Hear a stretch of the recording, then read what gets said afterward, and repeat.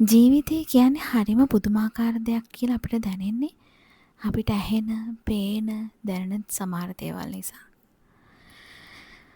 අද හවස මම යාළුවෙකුත් එක්ක ගෙදරට එන ත්‍රිවිල් එකකට නැග්ගා. මම සාමාන්‍යයෙන් කායිකවත් කතා කරන්නේ නැහැ.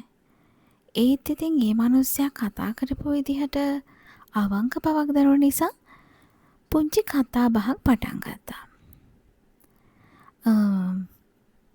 මිස්ලා පොලිසියද? ඔව්. මම ඒ තරම් උනන්දුවක් නැතුව උත්තර දුන්නේ කෙටි උත්තරයකින් ඒ කතාව නවත්තන්න ඕන නිසා.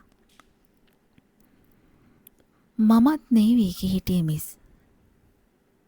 ඒ වුණත් 12න් අයින් වුණ උනා. ඒක තමයි ඉතින් කරපු ලොකම මෝඩකම. ඒ මිනිස්සයා එක පාරටම එයාගේ කතාව බොහොම පුංචියට කීවත් ඒකේ ලොකු කතාවක් තියෙනවා කියලා අපි දෙන්නටම හිතුණා. කවුද අයින් වෙන්නේ කිව්වේ? ගෑනියෙන්ම තමයි මිස්. දැන් එයාවද කන ගැහුවේ? මගේ යාළුවා ඇහුවේ විහිළුවට වගේ. ඔව් මිස්. බබාලා ඉන්නවද?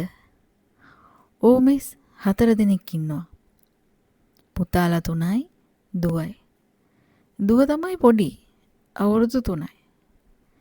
එතකොට ලොක්කා? එයාට අවුරුදු 17ක් වෙනවා. ඕ ලෙවල් නම් හොඳට පාස්. ඒ ලෙවල් සයන්ස් කරනවා. සෑහෙන වේදමක් යනවා ඉතින්. වෙන ජොබ් එකක් කරනවද? ඕ මිස් සිකියුරිටි. වැඩි පඩි යන්නත් නැහැ. දැන් මං හයර් එලවල දවසකට රුපියල් 3,000-4,000ක් විතර හම්බ කරනවා. සමහරලාට ඊටත් ටිකක් වැඩියෙන් හම්බ වෙනවා. තව මම මුතු කුඩ හදනවා. මුතු කුඩ? කවුද ඒව කරන්නේ? වයිෆ්ද? අපි ඔක්කොම මිස්. ළමයිනුත් ඉතින් උදව් කරනවා. යාළුවයි මායි මොන බලාගත්තා. බලනකොට ඔයා හරිම පෝසත් නේ. මගේ යාළුවා බොහොම හැඟීම්බරව කිව්වා. අනේ නෑ මිස්. නෑ. මං කිව්වේ සල්ලි වලින් නෙමෙයි. අනික් දේවල් වලින්. ඔව් ඒක නම් ඇත්ත. කොච්චර ආදරණීය උත්සාහවන්ත පවුලක්ද? අපි දෙන්නටම හිතුනේ එකම සිතුවිල්ල.